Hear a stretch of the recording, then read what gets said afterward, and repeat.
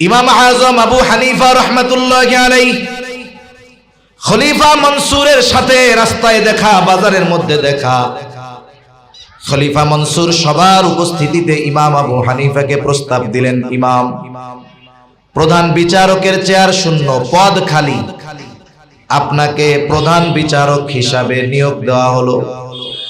কত বড় পদ, প্রধান বিচারক।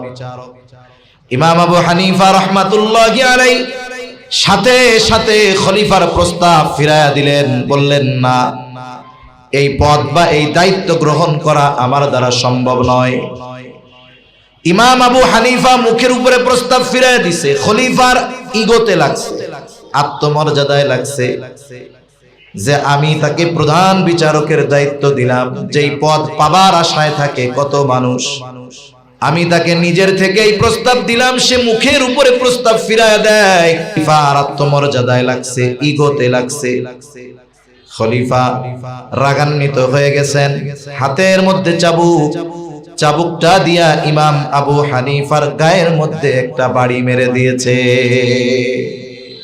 ইমাম আবু হানিফার গায়ে চাবুক দিয়ে আঘাত মারছে খলিফা। খলিফা মনসুর রাজপ্রাসাদে ফিরে গেলেন। মনসুরের চাচা বলে, মনসুর, কাজটা তুমি ভালো করো নাই, ইমাম আবু হানিফার গায়ে চাবুক দিয়া বাড়ি মারছো, কাজটা ভালো করো নাই, তার কাছে যাও, ক্ষমা চাও। মানুষ যখন রাগান্বিত থাকে, রাগান্বিত অবস্থায় সে এমন কিছু কাজ অনেক সময় করে বসে যেটা তার পরবর্তী হায়াত তার জন্য কষ্ট আর লজ্জার কারণ হয়ে যায়। খলিফা মনসুর যখন চাবুক দিয়ে আঘাত করছে তখন তো ছিল রাগ, এখন ক্ষমা চাইতে যাবে, রাগ নাই, ক্ষমা চাইতে যাইতে তার লজ্জা লাগতেছে। খলিফা মনসুর তার সবচাইতে বিশ্বস্ত ব্যক্তিটাকে ইমাম আবু হানিফার কাছে পাঠায়া দিল। যাবার সময় এক থলে স্বর্ণ মুদ্রা দিয়া বলে, যাও, ইমাম আবু হানিফাকে গিয়ে বলবা খলিফা তার আচরণের জন্য লজ্জিত, আপনি তাকে মাফ করে দেন। সাথে সাথে এই এক থলে স্বর্ণ মুদ্রা তারে হাদিয়া দিয়া বলবা, এটা খলিফা আপনাকে হাদিয়া দিয়েছে, আপনি যদি এই হাদিয়া গ্রহণ করেন তবেই খলিফা সুনিশ্চিত হবে যে আপনি তাকে মাফ করেছেন। লোকটা চলে গেছে ইমাম আবু হানিফার কাছে, গিয়া বলে, ইমাম, খলিফা তার আচরণের জন্য লজ্জিত, আপনার কাছে ক্ষমা প্রার্থী, ক্ষমা করে দেন। ইমাম আবু হানিফা নববী গুণে গুণান্বিত মানুষ, নববী গুণে গুণান্বিত মানুষ, সাথে সাথে বললেন, হ্যাঁ, আমি তারে মাফ করে দিলাম। এইবার ওই ব্যক্তি স্বর্ণ মুদ্রার থলে দিয়া বলে, ইমাম, এটা আপনার জন্য খলিফা হাদিয়া দিয়েছে, এই হাদিয়া যদি আপনি গ্রহণ করেন তবেই সে সুনিশ্চিত হবে আপনি তাকে মাফ করে দিয়েছে। মাফ তো করছেন, হাদিয়াটা নেন এইবার, যেহেতু আপনি তার উপরে খুশি, খুশি না হইলে তো আর মাফ করেন না। ইমাম আবু হানিফা বললেন, যাও, হাদিয়া লাগবে না, এটা ফিরায় নিয়ে যাও। লোকটা বারবার পিড়াপিড়ি করতেছে। ইমাম আবু হানিফা জিজ্ঞাসা করলেন, তোমার খলিফা যে আমারে হাদিয়া দিল, এত স্বর্ণ মুদ্রা পাইল কোথায়? বলে, উনি পাবে কোথায়, রাষ্ট্রীয় সম্পদ থেকে দিয়েছে, কোষাগার থেকে দিয়েছে। ইমাম আবু হানিফা বলেন, এটা ফিরায় নাও।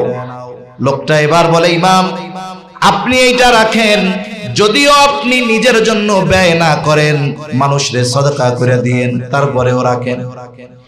ইমাম আবু হানিফা এবার কঠোর হয়ে বললেন, শোনো, তোমার খলিফাকে এটা ফেরত দিয়ে দিবা, সাথে সাথে এটাও বলবা রাষ্ট্রীয় সম্পদ ব্যক্তিগত কাজে ব্যবহার করার অধিকার তার নাই, বরং এই সম্পদ রক্ষণাবেক্ষণের দায়িত্ব তার। তাকে যেই সম্মানী এই কারণে দেওয়া হয়, ওই সম্মানীর বাহিরে একটা টাকা ব্যক্তিগত কাজে খরচ করার অধিকার তার নাই। তাকে গিয়ে বলবা এই সম্পদ আমানত, তার দায়িত্ব আমানত। কারণ রাষ্ট্রীয় দায়িত্ব যারা পালন করে, একেবারে মেম্বার থেকে নিয়ে প্রেসিডেন্ট পর্যন্ত, বলেন তো, এই দায়িত্ব পালন করার কারণে তাদেরকে কিছু সম্মানী দেওয়া হয় কি হয় না? ওইটার অধিকারই তাদের আছে, এর বাইরে তাদের অধিকার নাই। ইমাম আবু হানিফার কথায় লোকটা ফিরে গেল।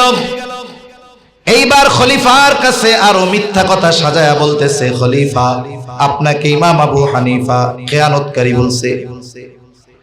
খলিফা প্রচন্ড রাগান্বিত হয়ে গেলেন, বাহিনী পাঠায় দিলেন, যাও, কত বড় স্পর্ধা, আমারে খেয়ানতকারী বলে, ওকে জেলখানার মধ্যে বড়। ইমাম আবু হানিফাকে জেলখানার মধ্যে ভরা হলো।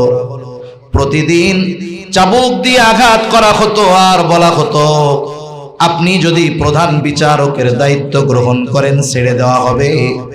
ইমাম আবু হানিফা চাবুকের আঘাতে জর্জরিত হয়ে গেছেন, তবুও প্রধান বিচারকের দায়িত্ব গ্রহণ করেন নাই। ঐতিহাসিকদের থেকে দুইটা বর্ণনা পাওয়া যায়। এক বর্ণনা বলে, যখন ইমাম আবু হানিফা তার কথার উপরে অটল, সিদ্ধান্তের উপরে অটল, খাবারের সাথে বিষ মিশায়া ইমাম আবু হানিফাকে হত্যা করা হলো। আর এক বর্ণনায়, যখন তিনি প্রচন্ড অসুস্থ হয়ে গেলেন, ওনাকে ছেড়ে দেওয়া হলো, তবে গৃহবন্দী করে ফেলা হলো। ওই অবস্থায় ইমাম আবু হানিফা দুনিয়া থেকে বিদায় নেন। ছাত্ররা ইমাম আবু হানিফাকে জিজ্ঞাসা করে, উস্তাদ, যেই দায়িত্ব নেওয়ার কারণে আপনার উপরে এত জুলুম, এত অত্যাচার, ওই দায়িত্ব গ্রহণে আপনি অযোগ্য ব্যক্তি নয়, বরং ওই সময় যদি গোটা পৃথিবীর মধ্যে প্রধান বিচারকের দায়িত্ব গ্রহণ করার জন্য একজন যোগ্য ব্যক্তি থাকতো, বলে ওই যোগ্য একজন ব্যক্তি হতেন ইমাম আজম আবু হানিফা রাহমাতুল্লাহি আলাইহি। ধর্মগঞ্জ সোনার বাংলা সংসদ চাতলার মাঠে এসরোটেক্সের মালিক ও শ্রমিকদের যৌথ উদ্যোগে 2 দিনব্যাপী নবম বার্ষিক ওয়াজ মাহফিলের প্রথম দিবসের সম্মানিত শ্রদ্ধেয় সভাপতি, আমন্ত্রিত উলামায়ে কেরাম, সামনে উপস্থিত মুরব্বিয়ানে কেরাম, সমবয়সী যুবক বন্ধু, স্নেহের ছোট ভাই, মাইকের আওয়াজ যত দূরে যায় নিজ নিজ স্থানে অবস্থানরতা সম্মানিতা শ্রদ্ধেয়া মা ও বোন, আল্লাহ তাআলার দরবারে অগণিত শুকর যে মহান মালিক হায়াতে বরকত দিয়ে সুস্থ রেখে বিজ্ঞ উলামা হযরতদের জবান থেকে খুবই গুরুত্বপূর্ণ কথা শ্রবণ করবার, আমাকেও আপনাদের খেদমতে কিছু কথা বলবার তৌফিক যে মহান মনিব দান করেছেন, সে মহান মনিবকে খুশি করার জন্য মহব্বতের সাথে জবান খুলে অন্তর থেকে আমরা একবার কালিমাতুশ শুকর পাঠ করি, আলহামদুলিল্লাহ। অগণিত দুরূদ ও সালাম সাইয়্যিদুল আম্বিয়া, আশরাফুল আম্বিয়া, খাতামুল আম্বিয়া, ইমামুল মুরসালিন, রাহমাতুল লিল আলামিন, মুহাম্মাদুর রাসূলুল্লাহ সাল্লাল্লাহু আলাইহি ওয়াসাল্লামের উপর। আমি আপনাদের খেদমতে পবিত্র কোরআনুল কারীমের প্রসিদ্ধ একটি সূরা, সূরা নিসার 58 নম্বর আয়াত ও রাসূল আকরাম সাল্লাল্লাহু আলাইহি ওয়াসাল্লামের অগণিত হাদিস থেকে একটা হাদিস পাঠ করেছি।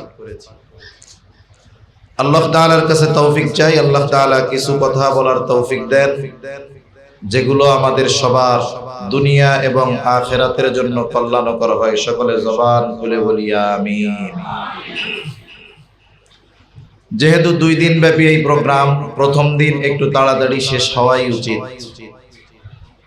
কারণ আগামী দিনের শ্রোতা আপনারাই, আবার আপনাদের সাথে আরো অনেক ভাই যুক্ত হবে ইনশাআল্লাহ। আমার আগে বন্ধুবর ভাই মুফতি রেজাউল করিম আবরার হাফিজাহুল্লাহ খুবই গুরুত্বপূর্ণ আলোচনা করেছেন। আমি কিছু কথা বলার ইচ্ছা করেছিলাম, যেগুলো আলহামদুলিল্লাহ ভাই অলরেডি বলে দিয়েছে। আমরা দোয়া করি আল্লাহ তাআলা আমাদের আবরার ভাইকে দ্বীনের জন্য কবুল করেন, সুস্থ দীর্ঘ নেক হায়াত আল্লাহ দান করেন, বলি আমিন। আমি যে আয়াতখানা আপনাদের খেদমতে তিলাওয়াত করেছি, এই আয়াতের মধ্যে স্বয়ং আল্লাহ তাআলা আমাদেরকে ওয়াজ করেছেন। ওয়াজ করেছেন কে? আরো জোরে কে? আল্লাহ ওয়াজ করেছেন। এই আয়াতের মধ্যে আল্লাহ সুবহানাহু ওয়া তাআলা আমাদেরকে 2টি গুণ অর্জনের জন্য নির্দেশ দিয়েছেন। কয়টা গুণ? 2টা গুণ। একজন মানুষ নামাজি হতে পারে, একজন মানুষ আলেম হতে পারে, একজন মানুষ দানশীল হতে পারে, অনেক ভালো গুণে গুণান্বিত হতে পারে, মানুষের কাছে প্রশংসিত হতে পারে, কিন্তু কোরআনে আল্লাহ তাআলার বর্ণিত এই আয়াতের দুইটি গুণ যদি তার মধ্যে না থাকে, সে প্রকৃতপক্ষে ভালো মানুষ হতে পারে। এজন্য আমরা যদি ভালো মানুষ হতে চাই, সৌভাগ্যবান মানুষ হতে চাই, আমাদের প্রত্যেকের এই দুইটা গুণ অর্জন করা দরকার। এই আয়াতের কথা শুরুর আগে আয়াত নাজিল হওয়ার কারণটা একটু সংক্ষিপ্তভাবে আপনাদের সাথে মুযাকারা করি। রাসূল আকরাম সাল্লাল্লাহু আলাইহি ওয়াসাল্লাম যখন মক্কায়, বলেন তো তখন মুসলমানদের সার্বিক পরিস্থিতি সবল না দুর্বল? একের পর এক মুসলমানদের উপরে জুলুম নির্যাতন, সাথে সাথে মুসলমানেরা জুলুমে নির্যাতনে অতিষ্ঠ হয়ে বিভিন্ন দেশে হিজরত করতেছে। আবিসিনিয়ায় হিজরত করেছে, সাথে সাথে মদিনার হিজরত শুরু হয়ে গেছে। জাহেলিয়াতের সময় দুইটা কাজ মানুষের কাছে সবচাইতে সম্মানের প্রতীক ছিল। এক নাম্বার কাজ বলে হাজীদেরকে পানি পান করানো, দুই নাম্বার বলে বাইতুল্লাহর চাবি বহনের দায়িত্ব। রাসূলুল্লাহ সাল্লাল্লাহু আলাইহি ওয়াসাল্লাম যখন মক্কায়, বাইতুল্লাহর চাবি বহনের দায়িত্ব ছিল ওসমান ইবনে তালহার হাতে। ওসমান ইবনে তালহা প্রতি সোম এবং বৃহস্পতিবার বাইতুল্লাহর দরজা খুলে দিতেন। মানুষেরা ভিতরে যাইতো, ইবাদত বন্দেগী করত। আবার যদি কারো আলাদাভাবে মনে চাইতো, ওসমান ইবনে তালহার কাছ থেকে চাবি চেয়ে নিয়ে বাইতুল্লাহর দরজা খুলে ভিতরে গিয়ে ইবাদত করত। ওই সময় তো বাইতুল্লাহর ভেতরটা মূর্তিতে পরিপূর্ণ ছিল। এরপরেও নবীজি সাল্লাল্লাহু আলাইহি ওয়াসাল্লাম মাঝে মধ্যে বাইতুল্লাহর চাবি নিয়ে ভেতরে ঢুকতেন, ইবাদত করতেন। হিজরতের কিছুদিন পূর্বে ওসমান ইবনে তালহার কাছে একদিন নবীজি সাল্লাল্লাহু আলাইহি ওয়াসাল্লাম বাইতুল্লাহর চাবি চাইলেন। ওসমান ইবনে তালহা রাসূলুল্লাহ সাল্লাল্লাহু আলাইহি ওয়াসাল্লামকে বাইতুল্লাহর চাবি দিতে অস্বীকৃতি জ্ঞাপন করলো। নবীজি সাল্লাল্লাহু আলাইহি ওয়াসাল্লাম তখন ওসমান ইবনে তালহাকে বললেন, ওসমান, আজকে এই চাবি তোমার হাতে, এই জন্য আমি চাইলাম, আমাকে তুমি চাবি দিলা না। অচিরেই এমন এক সময় আসবে যখন এই চাবি আমার হাতে থাকবে এবং এই চাবি বহনের দায়িত্ব আমি যাকে খুশি তার হাতে অর্পণ করব। ওই সময় পর্যন্ত মুসলমানদের পরিস্থিতি এমন ছিল যে কাফেররা এটা কল্পনাও করত না, বা ওসমান ইবনে তালহা এটা কল্পনাও করে না যে এই চাবি একদিন মুহাম্মাদুর রাসূলুল্লাহ সাল্লাল্লাহু আলাইহি ওয়াসাল্লামের হাতে যাবে। ওসমান ইবনে তালহা তখন বলতেছে, মুহাম্মদ, যদি কোনোদিন এই বাইতুল্লাহর চাবি তোমার হাতে যায়, ওই দিনটা হবে কুরাইশদের সবচাইতে লাঞ্ছনা, বঞ্চনা আর অপমানের দিন। নবীজি তখন বললেন, ওসমান, যেই দিন এই চাবি আমার হাতে আসবে সেই দিন কুরাইশদের মর্যাদা, সম্মান আরো বেড়ে যাবে।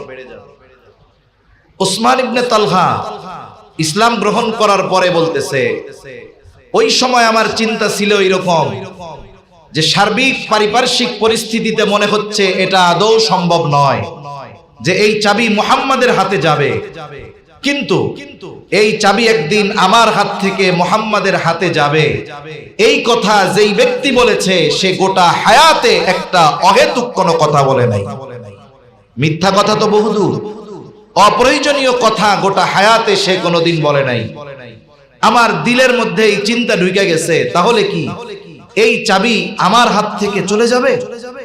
এই যে মর্যাদা, এই যে সম্মানের প্রতীক, এই চাবি বহনের দায়িত্ব, এটা কি ছুটে যাবে? এই চিন্তা তখন থেকে আমার মধ্যে ঢুকছে। একটা সময় মক্কা বিজয় হলো, রাসূলুল্লাহ সাল্লাল্লাহু আলাইহি ওয়াসাল্লাম ওসমান ইবনে তালহার হাত থেকে চাবি নিয়ে নিলেন, বাইতুল্লাহর ভিতরে ঢুকলেন। 360টা মূর্তি নবীজি সাল্লাল্লাহু আলাইহি ওয়াসাল্লাম লাঠির আঘাত দিয়ে ভেঙে ফেললেন। বাইতুল্লাহর চত্বরে সবাই বসা, যে এই চাবি বহনের দায়িত্ব এখন কার হাতে দেওয়া যায়। ওসমান ইবনে তালহা যদিও তখন ঈমান এনেছেন, কিন্তু উনি চিন্তা করতেছেন ওই যে হিজরতের পূর্বে তো ঢুকতে দেই নাই, তাহলে এই চাবি বহনের দায়িত্ব আর আমার নসিবে নাই। রাসূলুল্লাহ সাল্লাল্লাহু আলাইহি ওয়াসাল্লামের চাচা আব্বাস রাদিয়াল্লাহু তাআলা আনহু বলেন, ইয়া রাসূলুল্লাহ, হাজীদের পানি পান করানোর দায়িত্ব যেহেতু আমাদের, এই চাবি বহনের দায়িত্ব এখন থেকে কুরাইশ বংশের উপরে থাক। রাসূলুল্লাহ সাল্লাল্লাহু আলাইহি ওয়াসাল্লাম চাবি কার হাতে দিবেন, এই সিদ্ধান্ত দিয়ে আল্লাহ তাআলা জিবরাইল আলাইহিস সালাতু ওয়াস সালামকে পাঠায়া দিলেন। এই আয়াতে যদিও আমানতদারিতার কথা বলা হয়েছে, তবে দায়িত্ব আমানতের একটা প্রকার। আল্লাহ তাআলা এই আয়াতে দায়িত্বকে আমানত বলে অভিহিত করেছেন। আল্লাহ তাআলা বলেন, ইন্নাল্লাহা ইয়া'মুরুকুম আন তু'আদ্দুল আমানাতি ইলা আহলিহা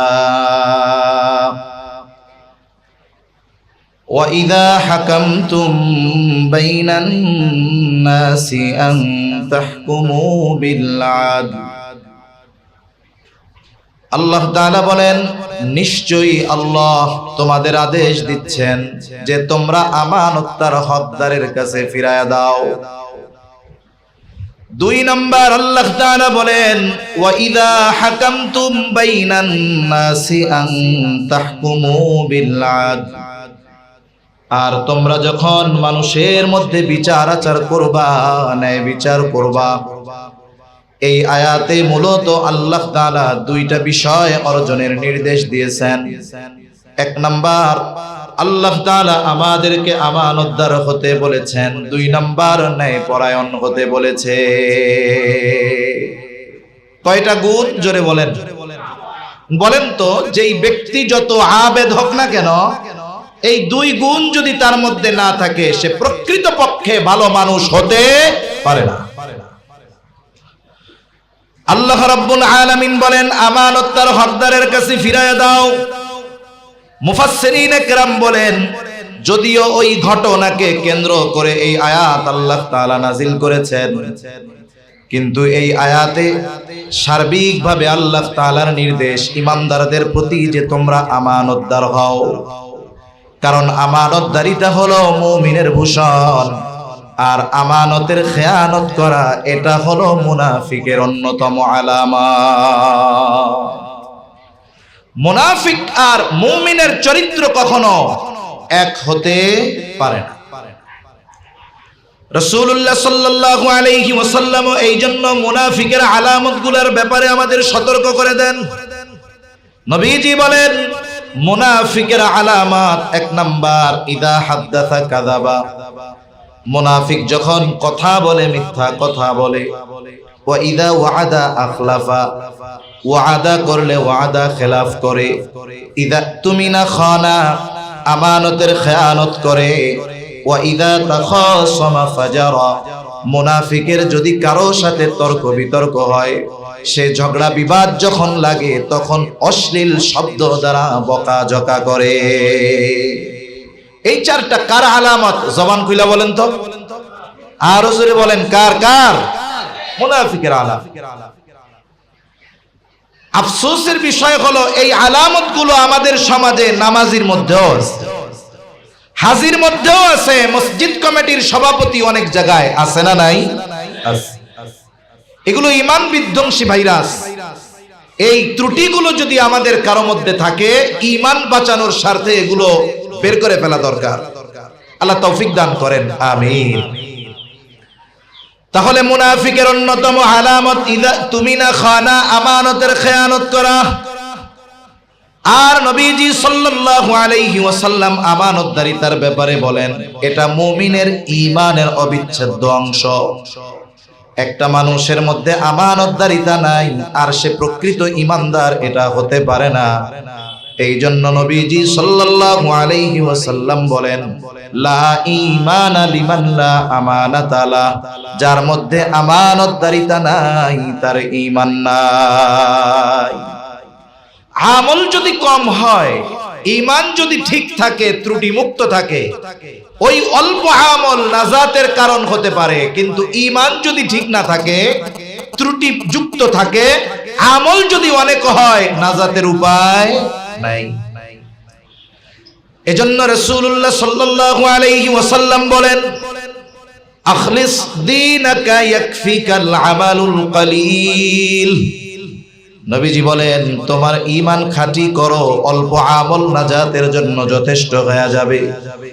ঈমান খাঁটি করার জন্য, ঈমান ত্রুটি মুক্ত করার জন্য, ঈমান মজবুত করার জন্য যেই ধরনের গুণাবলী আমাদের অর্জন করা দরকার, এই গুণাবলীর মধ্যে অন্যতম গুণ হলো আমানতদারিতা। আচ্ছা, আপনারা কি এতটুকু অনুধাবন করতে পারছেন যে আমরা যেহেতু ঈমানদার, আমাদের ঈমানকে মজবুত করার জন্য, আমাদের ঈমান ঠিক রাখার জন্য আমাদের আমানতদার হওয়া দরকার। এই কথাটা বুঝেন নাই কে কে? একটু হাত উঁচা করেন। সবাই বুঝতে পারছেন? জোরে কন্যা, বুঝতে পারছেন? আমানতদার হওয়া দরকার। কিন্তু আফসোসের বিষয় হলো, আমাদের অজ্ঞতার কারণে, দ্বীনি বুঝ কম থাকার কারণে অনেক আবেদ নিজের অনিচ্ছায় খেয়ানত করে বসে, সে নিজে টেরও পায় না। এজন্য ইমানদারদের যেই বিষয়গুলো জানা অপরিহার্য, এর মধ্যে অন্যতম এটা যে কোন কোন ক্ষেত্রে আমাদেরকে আমানতদারিতার গুণ অর্জন করতে হবে। সবগুলো বিষয় এক মজলিসে বলা সম্ভব নয়, তবে কয়েকটি বিষয় আমরা একটু মুযাকারা করব, ইনশাআল্লাহ ওই বিষয়গুলো আমাদের বাস্তব জীবনে প্রয়োগ করব। আল্লাহ তৌফিক দান করেন, আমিন। এক নাম্বার, আমরা আমানতদারিতা অর্জন করব লেনদেনের ক্ষেত্রে। আদান প্রদান লেনদেনের ক্ষেত্রে আমাদেরকে আমানতদার হতে হবে। কেউ যদি আমার কাছে কোনো আমানতের বস্তু রাখে, কোনো বস্তু আমানত রাখে, ওটা যত লোভনীয় হোক না কেন, যত দামি হোক না কেন, ওই আমানতের বস্তু তাকে ফিরিয়ে দিতে হবে। যদিও বা ওই ব্যক্তি ভুলেও যায়। কেউ যদি আমার কাছে কোনো আমানতের বস্তু রাখে, কোনো সম্পদ রাখে, টাকা পয়সা রাখে, ওই মালিক যদি এটা ভুলেও যায়, ওই মালিকের হক তার কাছে ফিরিয়ে দেওয়ার নির্দেশ আমাদের দিয়েছেন কে? এজন্য কেউ যদি আমার কাছে কোনো পাওনা থাকে, সেটা আমানতের হোক আর সাধারণ হক হোক, আমানতের হোক চাই সাধারণ কোনো হক হোক, কারো হক যদি আমার কাছে থাকে, হকদার যদি ভুলেও যায়, হকদারের কাছে হক পৌঁছে দেওয়ার দায়িত্ব আমার। আমাদের দেশের মানুষ অনেক সময় ইবাদত করে, কিন্তু মানুষের হকের ব্যাপারে সচেতন নয়। অনেক মানুষ চিন্তা করে আমার ইবাদত আমাকে পরকালে নাজাত দিয়ে দিবে। এই জন্য অনেক মানুষ ইবাদত করে, কিন্তু মানুষের হক নষ্ট করে। অথচ এই ছোট্ট ছোট্ট মানুষের হকগুলো কিয়ামতে তার আমল বরবাদ হওয়ার কারণ হবে। কিয়ামতের দিন হয়তো তার আমল করবার পরেও এই যে মানুষের হক নষ্ট করেছে, এই কারণে জান্নাতে যাওয়া কঠিন হয়ে যাবে। এজন্য আমাদের প্রত্যেকটা মানুষের জীবন এমন হওয়া দরকার, আমি আপনি দুনিয়া থেকে চলে যাবার পর কেউ যেন একথা না বলতে পারে, এই ব্যক্তি আমার হক মেরে খেয়েছে, এই ব্যক্তি আমার সম্পদ গ্রাস করেছে, এই ধরনের কথা যেন কোনো মানুষ না বলতে পারে। এজন্য অর্থনৈতিক হক হোক আর আচরণগত হক হোক, কোন মানুষের কোনোভাবে হক নষ্ট করা ঠিক নয়। রাসূলুল্লাহ সাল্লাল্লাহু আলাইহি ওয়াসাল্লাম বলেন, তোমরা ওই দিনকে ভয় করো যেই দিন আল্লাহ তাআলা বাদী বিবাদীর মধ্যে ফয়সালা করবে। নবীজি বলেন, দুনিয়াতে কেউ যদি কোনো মুসলমানকে অন্যায়ভাবে কথার দ্বারাও কষ্ট দিয়ে থাকে, কেউ যদি কথার মাধ্যমে কারো হক দুনিয়ায় নষ্ট করে থাকে, নবী বলেন কিয়ামতের দিন এই বিষয়টার ফয়সালাও আল্লাহ তাআলা করবে। এজন্য আমানত তো অনেক বড় জিনিস, সাধারণভাবে কথার মাধ্যমেও যেন অপর মুসলমানের হক আমার আপনার দ্বারা নষ্ট না হয়, এ ব্যাপারে আমরা সচেষ্ট থাকবো ইনশাআল্লাহ। তাহলে এক নাম্বার, লেনদেনের ক্ষেত্রে আমরা হব আমানতদার। দুই নাম্বার, শুধু লেনদেনের ক্ষেত্রেই আমানতদারিতা নয়, বলে কোথাও কিন্তু আমানত হয়। قال رسول الله صلى الله عليه وسلم নবীজি সাল্লাল্লাহু আলাইহি ওয়াসাল্লাম বলেন ইদা হাদাসার রাজুলু সুম্মা ইলতাফাতা ফাহিয়া আমানাতুন। নবীজি বলেন যখন কোন মানুষ কথা বলে আর এদিকে সেদিকে তাকায়, ফাহিয়া আমানাতুন, এদিক সেদিক তাকিয়ে সে যে কথা বলে ওই কথাটা যার কাছে বলে ওই কথাটা আমানত হয়ে যায়। অনেক সময় অনেক মানুষ আছে এমন কিছু কথা আমার আপনার কাছে বিশ্বস্ততার কারণে বলে, যেই কথাগুলো যদি সমাজের মানুষ জেনে যায় তার সম্মান নষ্ট হয়ে যাবে, মানুষের কাছে লজ্জা পাবে। এই জন্য সে কি করে, আমার আপনার কাছে তার দিলের ব্যথাটাকে হালকা করার জন্য গোপনে আইসা বলে। বলার সময় দেখা যায় ডানে বামে পেছনে তাকায়। কেন তাকায়? বলে স্বাভাবিক আমরা বুঝতে পারি এই ব্যক্তি যখন ডানে বামে তাকাচ্ছে বোঝা যায় সে চায় না তার এই কথা আমি ব্যতীত অন্য কেউ শুনুক, ঠিক না? কিন্তু আমাদের অভ্যাস হলো এর ব্যতিক্রম। কোন ব্যক্তি যদি কথা বলার পর আমার আপনার কাছে বলে হুজুর কথাটা আপনাকে বললাম, আর কাউরে বললেন না, কাজ সারা। দেখা যায় লোকটা আমাদের চোখের আড়াল হওয়ার আগে আমার পাশের আরেকজনকে ডাক দিয়ে আমি বলি ভাই এদিকে আসেন। লোকটাকে চিনেন? বলে হ্যাঁ চিনি। বলে আমাকে খুব বিশ্বাস করে, আমার কাছে তার গোপন একটা বিষয় বলছে, কারো কাছে বলতে মানা করেছে, আমি আপনার কাছে শুধু বললাম, আপনি কাউরে বললেন না। বলেন তো এরকম বলার লোক আছে না নাই? এইবারও যাই আরেকজনের কাছে কয় যাই হুজুর কেমন? কয় ভালো। বলে হুজুর আমারে খুব বিশ্বাস করে, অমকের ব্যাপারে এই গোপন কথাটা বলছে, কারো কাছে বলতে মানা করছে, আমি শুধু তোমারে বললাম, তুমি কাউরে বইলো না। এইভাবে একের পর এক একজন আরেকজনের কাছে বলে আর বলে আমি তোমারে বললাম, তুমি কাউরে বইলো না। এভাবে বলতে বলতে দেখা যায় সকালের ওই কথা যেটা কারো কাছে বলা বানা ছিল ওই কথা 100 জনের কাছে পৌঁছায়া যায়। কিন্তু প্রথম যে খেয়ানত করছে সে কয়জনের কাছে বলছে? জোরে বলেন না, কয়জনের কাছে কথা পৌঁছাইছে? কয়শো জনের কাছে? বলেন তো খেয়ানত কি একটা আছে না 100টা হয়েছে? এই 100 জনের কাছে পৌঁছানোর জন্য দায়ী কে? প্রথম যে বলছে সে।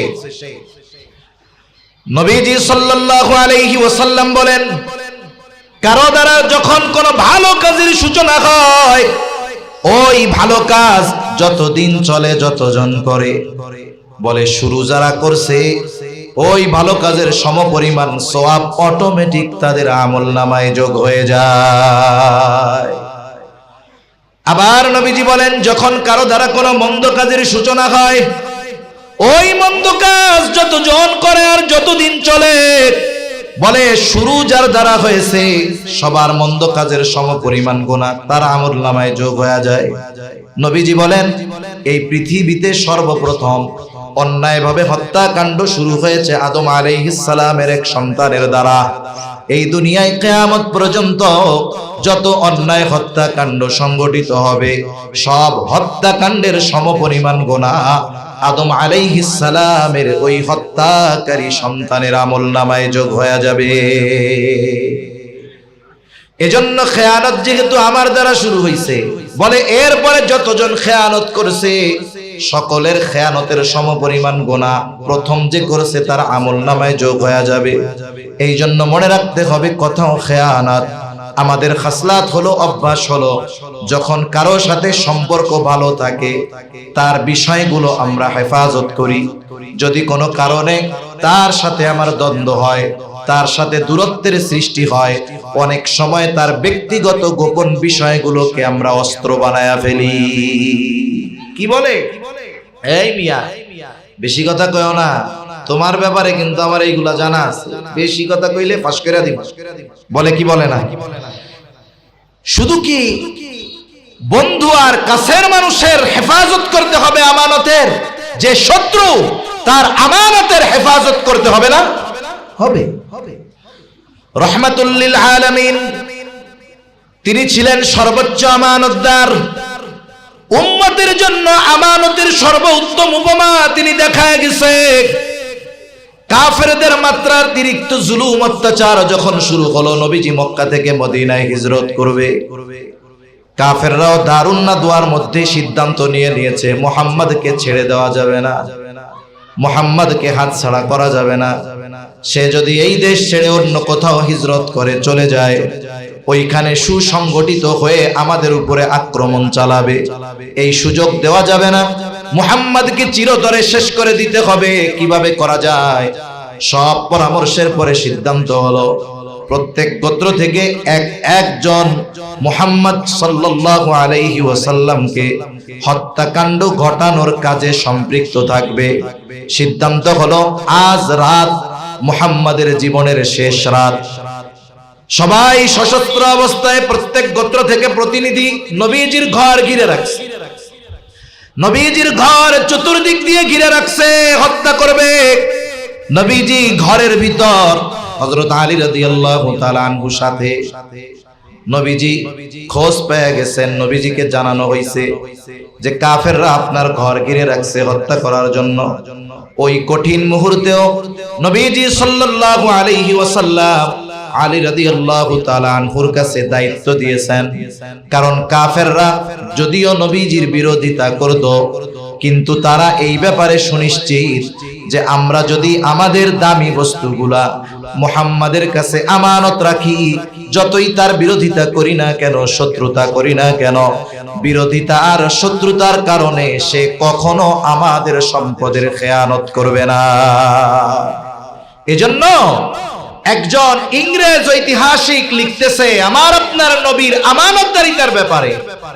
সে তার ভাষায় লিখতেছে মুহাম্মদ এমন একজন আমানতদার ব্যক্তি ছিলেন, বলে তার ঘোর দুশমন সেও নিশ্চিন্ত মনে তার সবচাইতে দামি সম্পদ মুহাম্মাদের কাছে আমানত রাখতো। মানুষেরা তাদের দামি বস্তু নিজের কাছে রাখা যতটা নিরাপদ মনে করত, তার চাইতে মুহাম্মাদের কাছে রাখা আরো বেশি নিরাপদ মনে করত। তাহলে শত্রুর সম্পদ নবীজির কাছে শত্রুরা নিরাপদ মনে করত। নবীজি আলী রাদিয়াল্লাহু তাআলা আনহুকে বুঝায় দিলেন, আমানতের মালিকগুলার পরিচয় দিয়া বললেন, শোনো, প্রত্যেকটা সম্পদ তার মালিকের কাছে পৌঁছাবা, এরপরে তুমি মদিনার উদ্দেশ্যে রওনা হবা। রহমাতুল লিল আলামিন। শত্রু চতুর্দিক দিয়ে ঘিরে রাখছে, আমানতের বস্তু তার হকদারের কাছে পৌঁছানোর ব্যবস্থা না করে আমার আপনার নবী মদিনার সফর শুরু করে নাই। এজন্য আমানতের বস্তু সেটা বন্ধুর হোক আর শত্রুর হোক, সর্বক্ষেত্রে আমাদেরকে আমানতদারিতার পরিচয় দিতে হবে। তাহলে আমানতদারিতা হবে কথার মধ্যে। 3 নাম্বার দায়িত্ব আমানত। যেই দায়িত্বকে কেন্দ্র করে আল্লাহ তাআলা এই আয়াত নাজিল করেছেন, সাথে সাথে আল্লাহ তাআলা দায়িত্বকে আমানত বলে অভিহিত করেছেন। বলে জামানা তো এমন, এখনকার অনেক মানুষ দায়িত্ব নেওয়ার জন্য প্রতিযোগিতা করে। অনেক জায়গায় খবর পাই দায়িত্ব পাওয়ার জন্য, নেওয়ার জন্য মানুষ মানুষকে মাইরা ফেলে, ঠিক কিনা বলেন? অনেক জায়গায় টাকা দিয়া দায়িত্ব কিনে, দায়িত্ব নেবার প্রতিযোগিতা। কিন্তু এমন এক জামানা চলে গেছে দুনিয়া থেকে, বলে ওই জামানায় মানুষকে জোর করে দায়িত্ব দেওয়া যায় না, জোর করে দায়িত্ব দেওয়া যায় নাই। কিন্তু এই জামানায় মানুষ দায়িত্ব নেওয়ার জন্য হত্যাকাণ্ড সংগঠিত করতেও পিছপা হয় না, এমন এক জামানা। ইমাম আযম আবু হানিফা রাহমাতুল্লাহি আলাইহি খলিফা মনসুরের সাথে রাস্তায় দেখা, বাজারের মধ্যে দেখা। খলিফা মনসুর সবার উপস্থিতিতে ইমাম আবু হানিফাকে প্রস্তাব দিলেন, ইমাম, প্রধান বিচারকের চেয়ার শূন্য, পদ খালি, আপনাকে প্রধান বিচারক হিসাবে নিয়োগ দেওয়া হলো। কত বড় পদ, প্রধান বিচারক। ইমাম আবু হানিফা রাহমাতুল্লাহি আলাইহি সাথে সাথে খলিফার প্রস্তাব ফিরাইয়া দিলেন, বললেন না, এই পদ বা এই দায়িত্ব গ্রহণ করা আমার দ্বারা সম্ভব নয়। ইমাম আবু হানিফা মুখের উপরে প্রস্তাব ফিরাইয়া দিছে, খলিফার ইগোতে লাগছে, আত্মমর্যাদায় লাগছে। যে আমি তাকে প্রধান বিচারকের দায়িত্ব দিলাম, যেই পদ পাবার আশায় থাকে কত মানুষ, আমি তাকে নিজের থেকেই প্রস্তাব দিলাম, সে মুখের উপরে প্রস্তাব ফিরায় দেয়। খলিফার আত্মমর্যাদায় লাগছে, ইগোতে লাগছে। খলিফা রাগান্বিত হয়ে গেছেন, হাতের মধ্যে চাবুক, চাবুকটা দিয়া ইমাম আবু হানিফার গায়ের মধ্যে একটা বাড়ি মেরে দিয়েছে। অনেক সময় পদ মানুষের মনুষ্যত্বকে ধ্বংস করে দেয়, ঠিক কিনা বলেন? দেখা যায় বাস্তব জীবনে একরকম ছিল, কিন্তু চেয়ারে বসার পরে তার চরিত্রের পরিবর্তন হয়ে গেছে। আছে না এরকম অনেক মানুষ? অনেক মানুষ আছে। আমরা মনে করতাম কিছুই মনে হয় বুঝে না, কিন্তু দায়িত্ব নেওয়ার পরে দেখা যায় ওরে বাবা, এর চাইতে অন্য কেউ দেখি বেশি বুঝে না। আমরা তো আগে চিন্তা করতাম জানমালের চিন্তা, কিন্তু এখন একদল দায়িত্বশীলের কারণে আমরা দেশ বাঁচানোর চিন্তায় পড়ে গিয়েছি, ঠিক কিনা বলেন? কিছুই বুঝে না, এখন দেখি দেশ বেঁচে দেওয়ার ধান্দা করে। ইমাম আবু হানিফার গায়ে চাবুক দিয়ে আঘাত মারছে খলিফা। খলিফা মনসুর রাজপ্রাসাদে ফিরে গেলেন। মনসুরের চাচা বলে, মনসুর কাজটা তুমি ভালো করো নাই, ইমাম আবু হানিফার গায়ে চাবুক দিয়া বাড়ি মারছো, কাজটা ভালো করো নাই, তার কাছে যাও, ক্ষমা চাও। মানুষ যখন রাগান্বিত থাকে, রাগান্বিত অবস্থায় সে এমন কিছু কাজ অনেক সময় করে বসে যেটা তার পরবর্তী হায়াত তার জন্য কষ্ট আর লজ্জার কারণ হয়ে যায়। রাগের মাথায় মানুষ অনেক কিছু করে ফেলে। আমাদের দেশে অনেক সময় তুচ্ছ ঘটনাকে কেন্দ্র করে বিবাহ বিচ্ছেদ পর্যন্ত সংঘটিত হয়, হয় কি হয় না বলেন? হয়। শয়তান তো এরকম ঘটনা ঘটায়, রাগায়া দেয়। মনে করেন একজন কাজ করে আসছে জমিন থেকে, বাড়িতে আসছে দুপুর বেলায়, খানা সামনে দিচ্ছে, খাবার দাবার তরকারি সব আছে, পাশে লবণ আছে, মরিচ আছে, সব আছে। যেই বেচারি রান্না করছে ভুলে তরকারিতে লবণ দিতে মনে নাই, মশলা টসলা যতই দেওয়া হোক, যদি লবণ না দেয় তরকারি কি মজা লাগবো? স্বাদ লাগতেছে না মুখে। ভাতের সাথে তরকারি মাখায় নিছে, স্বাদ লাগে না। সমস্যা দূরের জন্য দূর হবে, এক চিমটি লবণ ভাতের মধ্যে নিলেই তো কাজ শেষ, ঠিক কিনা? কিন্তু শয়তান আইসা মনের মধ্যে ওয়াসওয়াসা দিতেছে, হায় রে এত পরিশ্রম করস, রক্ত পানি বানায় ফেলাইতেছস, কাগো লাইগা কি রান্না করে এডি মুখে দেওয়া যায়? এইবার ওই যে মনের মধ্যে উস্কানি দিছে, মুখ দিয়া এবার চিৎকার করতেছে, কি রান্না করো এইগুলা, এগুলো কি মুখে দেওয়া যায়? লবণ টবণ কিচ্ছু হয় নাই। এইবার শয়তান মহিলার কাছে গেছে, অন্তরে ওয়াসওয়াসা দেয়, দেখছস এই আগুনের পাশে বৈশা কাদের জন্য রান্না করস? নইলে একটু ভুলই হইছে, লবণ দিতে মনে নাই, লবণ নিলেই তো কাজ শেষ। দেখছস তোর কোনো মূল্যই নাই এই পরিবারের মধ্যে। এবার মহিলাও চিৎকার করে কয়, এত চিল্লান কেন? পাশে লবণ আছে, নিলেই তো শেষ হয়ে যায়, অসুবিধা দূর হয়ে যায়।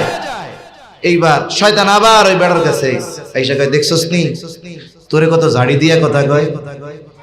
এইবার শুরু হয়ে গেছে, হ্যাঁ কত বড় স্পর্ধা, আমার উপরে, মুখের উপরে তর্ক, কথা। এই সময় এক সময় আস্তে আস্তে কি হয়, দুইজনের মধ্যে দ্বন্দ্ব এমন অবস্থায় চলে যায় বিবাহ বিচ্ছেদের মতো ঘটনা ঘটে। এত বড় এক ঘটনা ঘটছে, সূচনা কি নিয়া? বলে তরকারিতে লবণ হয় না, এটা নিয়া। এই যে শয়তানের এক মিশন শেষ। এইবার দুইজনের কাছে শয়তান মোহাব্বতের খাজানা নিয়ে হাজির। অন্তরের অবস্থা এমন, ইনি ওনারে ছাড়া বাঁচবে না, তিনি তানারে ছাড়া বাঁচবে না। কিন্তু একসাথে তো 14 গোষ্ঠী ধইরা মাইরা দিছে। এবার কি হয়, বলে মাদ্রাসার মুফতি সাহেবের কাছে যায়, গিয়া বলে হুজুর কাজটা তো করে ফেলছি, কি করছো? কয় আমার বউরে একসাথে দিয়ে দিছি 14টা। এইবার মুফতি সাহেব বলে, দিছেন কেন? কয় হুজুর রাগের ঠেলায় দিছি, হুজুর রাগের ঠেলায়। তাই কেউ কি খুশি হইয়া এই কাম করে না রাগ হইয়া করে? জোরে বলেন, খুশি হয় না রাগ হয়ে? রাগ হইয়াই তো করে। এই জন্য একটা শিক্ষা আমাদের রাখতে হবে যে রাগান্বিত অবস্থায় কোনো সিদ্ধান্ত নেওয়া যাবে না। রাগান্বিত অবস্থার সিদ্ধান্ত অধিকাংশ সময় ভুল হয়। এজন্য শরীয়তে ইসলাম রাগ হওয়ার পরে কি করবে? বলে দাঁড়ানো থাকলে বৈশা পড়বে, ওযু করবে, নামাজে দাঁড়ায় যাবে। স্বাভাবিকভাবে যদি যার সাথে রাগ তার থেকে একটু পৃথক হয়ে যাবে, তাহলে আশা করা যায় কিছু সময় পর রাগটা ঠান্ডা হয়ে যাবে। ঠিক কিনা বলেন? এজন্য রাগান্বিত অবস্থায় কোনো সিদ্ধান্তে যাওয়া যাবে না। আর আমাদের রাগ দ্বীনের ব্যাপারে হয় না, আল্লাহকে গালি দিলে রাগ হয় না, নবীকে গালি দিলে রাগ হয় না, কোরআনের বিরুদ্ধে বললে রাগ হয় না, ইসলামের বিরুদ্ধে বললে রাগ হয় না। আমাদের যত রাগ হয় নেতার বিরুদ্ধে বললে। তোমার নেতা ইসলামের বিরুদ্ধে বলে, এই জন্যই তো বলা হয়। কিন্তু তোমার নেতার বিরুদ্ধে যদি উলামায়ে কেরাম, ইসলাম প্রিয় দিনদার তাওহীদি জনতা যদি প্রতিবাদ করে, তুমি ওই ইমানদার ব্যক্তিদের বিরুদ্ধে আচরণ করো। ঠিক কিনা বলেন? তোমার এই রাগ দেয় শয়তানে। আর ইসলামের জন্য, দ্বীনের জন্য যারা রাগ হয়, এটা ঈমানের পরিচয় বহন করে। এজন্য রাগ তো হবে দ্বীনের জন্য, কিন্তু আমাদের রাগ হয় জাগতিক তুচ্ছ কারণে। যদি রাগ হয়, খবরদার, রাগান্বিত অবস্থায় আমরা চূড়ান্ত সিদ্ধান্ত নিব না। খলিফা মনসুর যখন চাবুক দিয়ে আঘাত করেছে, তখন তো ছিল রাগ। এখন ক্ষমা চাইতে যাবে, রাগ নাই। ক্ষমা চাইতে যাইতে তার লজ্জা লাগতেছে। খলিফা মনসুর তার সবচাইতে বিশ্বস্ত ব্যক্তিটাকে ইমাম আবু হানিফার কাছে পাঠায়া দিল। যাবার সময় এক থলে স্বর্ণ মুদ্রা দিয়া বলে, যাও ইমাম আবু হানিফাকে গিয়ে বলবা খলিফা তার আচরণের জন্য লজ্জিত, আপনি তাকে মাফ করে দেন। সাথে সাথে এই এক থলে স্বর্ণ মুদ্রা তারে হাদিয়া দিয়া বলবা, এটা খলিফা আপনাকে হাদিয়া দিয়েছে, আপনি যদি এই হাদিয়া গ্রহণ করেন তবেই খলিফা সুনিশ্চিত হবে যে আপনি তাকে মাফ করেছেন। লোকটা চলে গেছে ইমাম আবু হানিফার কাছে, গিয়া বলে, ইমাম, খলিফা তার আচরণের জন্য লজ্জিত, আপনার কাছে ক্ষমা প্রার্থী, ক্ষমা করে দেন। ইমাম আবু হানিফা নববী গুণে গুণান্বিত মানুষ, নববী গুণে গুণান্বিত মানুষ, সাথে সাথে বললেন, হ্যাঁ আমি তারে মাফ করে দিলাম। এইবার ওই ব্যক্তি স্বর্ণ মুদ্রার থলে দিয়া বলে, ইমাম, এটা আপনার জন্য খলিফা হাদিয়া দিয়েছে, এই হাদিয়া যদি আপনি গ্রহণ করেন তবেই সে সুনিশ্চিত হবে আপনি তাকে মাফ করে দিয়েছে। মাফ তো করছেন, হাদিয়াটা নেন। এইবার যেহেতু আপনি তার উপরে খুশি, খুশি না হইলে তো আর মাফ করেন না। ইমাম আবু হানিফা বললেন, যাও, হাদিয়া লাগবে না, এটা ফিরায় নিয়ে যাও। লোকটা বারবার পিড়াপিড়ি করতেছে। ইমাম আবু হানিফা জিজ্ঞাসা করলেন, তোমার খলিফা যে আমারে হাদিয়া দিল, এত স্বর্ণ মুদ্রা পাইল কোথায়? বলে, উনি পাবে কোথায়? রাষ্ট্রীয় সম্পদ থেকে দিয়েছে, কোষাগার থেকে দিয়েছে। ইমাম আবু হানিফা বলেন, এটা ফিরায় নাও। লোকটা এবার বলে, ইমাম, আপনি এইটা রাখেন, যদিও আপনি নিজের জন্য ব্যয় না করেন, মানুষরে সদকা করে দিয়েন, তারপরেও রাখেন। ইমাম আবু হানিফা এবার কঠোর হয়ে বললেন, শোনো, তোমার খলিফাকে এটা ফেরত দিয়ে দিবা, সাথে সাথে এটাও বলবা রাষ্ট্রীয় সম্পদ ব্যক্তিগত কাজে ব্যবহার করার অধিকার তার নাই, বরং এই সম্পদ রক্ষণাবেক্ষণের দায়িত্ব তার। তাকে যেই সম্মানী এই কারণে দেওয়া হয়, ওই সম্মানীর বাহিরে একটা টাকা ব্যক্তিগত কাজে খরচ করার অধিকার তার নাই। তাকে গিয়ে বলবা, এই সম্পদ আমানত, তার দায়িত্ব আমানত। কারণ রাষ্ট্রীয় দায়িত্ব যারা পালন করে, একেবারে মেম্বার থেকে নিয়ে প্রেসিডেন্ট পর্যন্ত, বলেন তো, এই দায়িত্ব পালন করার কারণে তাদেরকে কিছু সম্মানী দেওয়া হয় কি হয় না? ওইটার অধিকারী তাদের আছে, এর বাইরে তাদের অধিকার নাই। অথচ দেখুন, অনেক সময় আমরা ইসলামী শাসন ব্যবস্থার কথা বললে মানুষ ভয় পায়। আর আমাদেরও ব্যর্থতা। ইসলামী শাসন ব্যবস্থা বা শরঈ আইন বলতে আমরা আপনাদেরকে শুধু বুঝাইছি যে চুরি করলে হাত কেটে ফেলবে, জেনা করলে পাথর মেরে মেরে ফেলবে। ইসলামী শরিয়াতে কি শুধু এই দুইটাই আছে, অন্য কিছু নাই? মনে রাখবেন, শুধু মুসলমান নয়, গোটা পৃথিবীর মানুষ যেগুলো চায় ওই আইনি শরিয়ত বাস্তবায়ন করতে চায়। দুনিয়ার কোন মানুষ আছে দুর্নীতি চায়? আপনারা কেউ দুর্নীতি চান? যেই দলের লোক হোক, কেউ কি দুর্নীতি চায়? দুর্নীতিবাজ ছাড়া সাধারণ কোন মানুষ দুর্নীতি চায় না, সাধারণ কোন মানুষ চুরি ডাকাতি চায় না, সাধারণ কোন মানুষ অন্যেরটা মেরে খাবে, জোর জুলুম করে নিয়ে যাবে, এটা পছন্দ করে না। সাধারণ কোন মানুষ তার হক নষ্ট করবে কেউ, এটা পছন্দ করে না। অনুরূপ ভাবে শরীয়ত জুলুম চায় না, শরীয়ত অন্যের হক নষ্ট করতে চায় না, বরং সাধারণ মানুষ শান্তির জন্য যেটা চায় ওটাই শরীয়তে ইসলাম চায়। ঠিক কিনা বলেন? তবে দুর্নীতি বন্ধ করার আইন ইসলামেও আছে, জাগতিকভাবে অন্যান্য আইনের মধ্যেও আছে।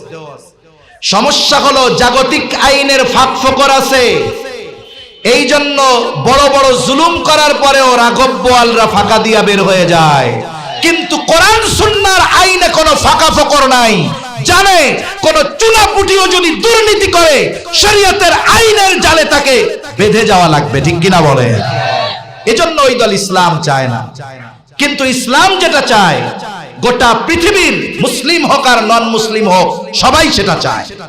এজন্য শরীয়তে ইসলাম পরিপূর্ণ প্রতিষ্ঠিত না হওয়া পর্যন্ত দুনিয়ায় প্রকৃত শান্তি আসা এটা অসম্ভব। ইমাম আবু হানিফার কথায় লোকটা ফিরে গেল।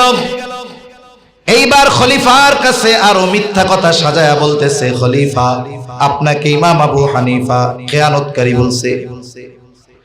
খলিফা প্রচন্ড রাগান্বিত হয়ে গেলেন, বাহিনী পাঠায় দিলেন, যাও, কত বড় স্পর্ধা, আমারে খেয়ানতকারী বলে, ওকে জেলখানার মধ্যে বড়।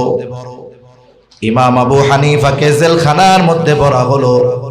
প্রতিদিন চাবুক দিয়ে আঘাত করা হতো আর বলা হতো, আপনি যদি প্রধান বিচারকের দায়িত্ব গ্রহণ করেন ছেড়ে দেওয়া হবে। ইমাম আবু হানিফা চাবুকের আঘাতে জর্জরিত হয়ে গেছেন, তবুও প্রধান বিচারকের দায়িত্ব গ্রহণ করেন নাই।